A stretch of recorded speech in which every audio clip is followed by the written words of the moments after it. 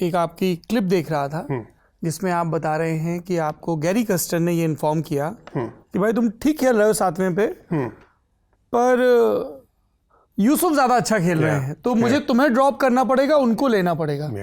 ये कब की बात है? ये 2009 की बात है। हाँ, जब हम न्यूजीलैंड में थे।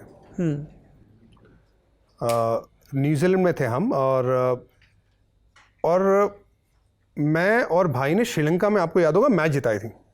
उस सिचुएशन मैच जिताई थी ऐसी, जो मुझे लगता है कोई और खिलाड़ी जिताता ना तो पूरे 1 साल तक ड्रॉप नहीं होता, वो सील हो जाता कि भाई ये तो मैच विनर है। मतलब हमको चाहिए 60 रन, गेंदें बची 28 या 29, विकेटें गिरी है 7, मतलब लगभग तो मैच खत्म है ना। तो वहाँ पे श्रीलंका एकदम आगे, और सामने कौन है गेंदबाज? मलिंगा है, उनके बढ़िया स्पिनर्स हैं। श्रीलंका की सरजमीन पे आप खेल रहे हो।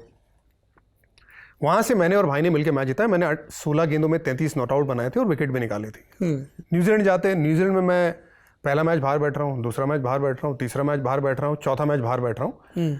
अब इंडिया सीरीज जीत गया है, बिल्कुल सीरीज जीत गया है।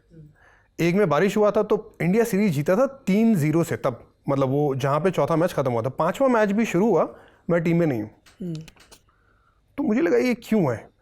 तो मैंने गैरी साहब से पूछा कि मुझे आप इतना बताइए कि रीज़न क्या है कि मैं क्यों नहीं खेल रहा हूँ। मैं तो और अगर कुछ इंप्रूव करना है तो वो बताइए।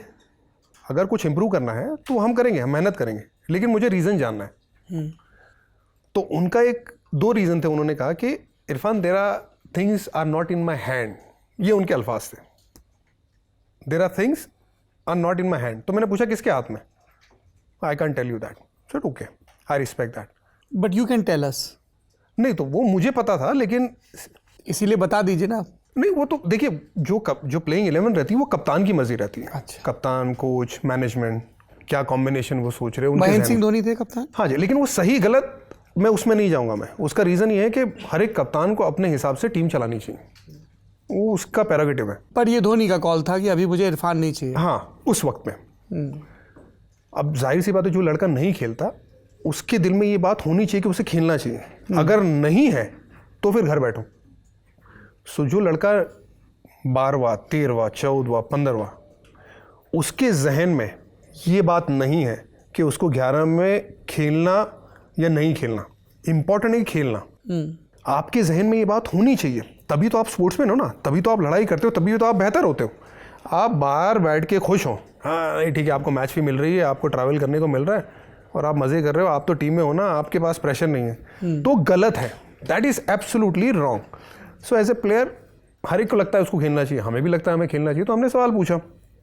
दूसरा जवाब ये था कि भाई, क्योंकि हम एज एन ऑलराउंडर, हम बैटिंग ऑलराउंडर देख रहे हैं नंबर 7 पे, और वो ऑफ स्पिनर है। अच्छी बात ये थी कि भाई बैटिंग ऑलराउंडर थे, हम बॉलिंग ऑलराउंडर थे। तो दोनों का अलग अलग था, और दोनों की जगह आज के ज़माने में, वो 2009 की बात है, 2025 में आप पूछेंगे कि आपको 2 ऑलराउंडर चाहिए टीम में, लोग खुशी खुशी ले लेंगे।